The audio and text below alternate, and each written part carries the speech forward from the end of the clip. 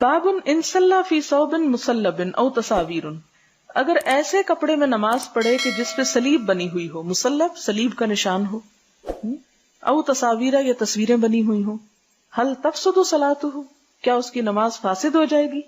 وما ینہا عن ذالک، اور جو کچھ اس سے روکا گیا اس کا بیان۔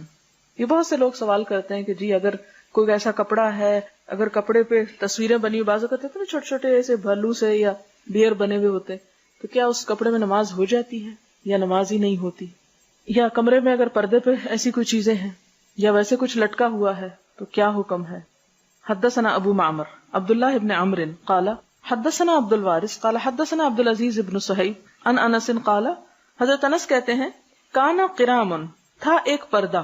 پردہ قرام جو ہوتا ہے نا، یہ باریک اون کا پردہ ہوتا ہے جیسے نیٹ قسم کا۔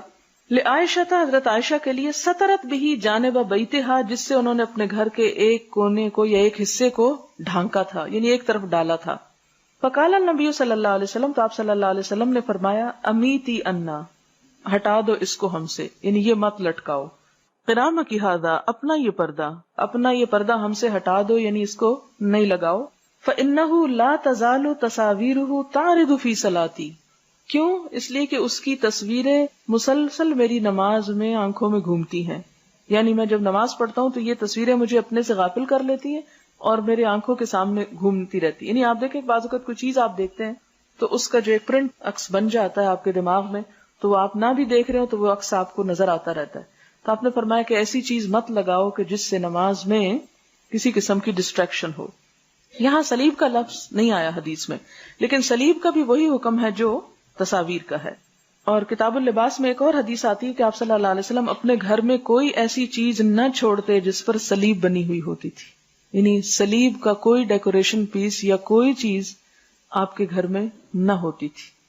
کیوں؟ اس لیے کہ وہ ایک مذہبی علامت ہے، ایک شعار ہے، ایک پہچان ہے۔ کیونکہ آپ دیکھیں کہ جب آپ کسی خاص ریلیجن کو ماننے والے کے گھر میں جاتے ہیں تو اس کے گھر میں کچھ نہ کچھ ایسی علامات ملتی ہیں جو انڈیکیٹ کرتی ہیں کہ وہ کس مذہب سے بلونگ کرتا ہے۔ مسلمانوں کے گھروں میں کعبہ کی تصویر یا کوئی آیت لگی ہوئی ہے، اسی طرح کی ڈیکوریشن، اور عیسائیوں کے گھروں میں کرسمس ٹری یا صلیب یا اس قسم کی چیزیں۔ اب تو فرق ویسے کم ہی رہ گیا ہے، لیکن چلیں۔ باب من صلی فی فروج حریر ثم نزعہ، اگر کوئی، فروج کہتے ہیں کوٹ کو، کوئی اگر ریشمی کوٹ میں نماز پڑھے اور پھر اس کو اتار دے، ریشم کا کوٹ یا ریشم کا چغا۔ حدثنا عبداللہ بن یوسف قال حدثنا اللیث عن یزید عن ابی الخیر عن عقبۃ بن عامر قال اہدی الی النبی صلی اللہ علیہ وسلم فروج حریر، آپ صلی اللہ علیہ وسلم کو ریشم کا کوٹ دیا گیا ہدیے کے طور پر، یعنی آپ کو کہیں سے بطور گفٹ ملا۔ فلبسہ، تو آپ نے اس کو پہنا، فصلی فیہ، اس میں نماز پڑھی، ثم انصرف، پھر سلام پھیرا، فنزعوا نزعا شدیدا، تو کھینچ کے اسے اتار دیا، کالکارہ، جیسے سخت ناپسند کرنے والے، لہو، اس کو، وقال لا ينبغي هذا للمتقین، ایسا لباس متقین کے لیے زیبا نہیں۔ اور شاید آپ نے پہن اس لیے لیا ہوگا کہ اس وقت ریشم حرام نہیں ہوا ہوگا مردوں پر، اس کے بعد تو واضح طور پر آپ نے ریشم اور سونے کو ہاتھ میں لے کے فرمایا تھا یہ میری امت کی عورتوں کے لیے حلال ہے لیکن مردوں کے لیے حرام ہے۔ کیوں؟ اس لیے کہ ریشم پہننے سے انسان کے اندر اسی قسم کے نازک جذبات پیدا ہوتے ہیں، جبکہ مردوں کی طبیعت میں ایسی خشونت ہونی چاہیے جو جہاد کے لیے، اور دلیری ان کے اندر ایک بہترین وصف ہونا چاہیے۔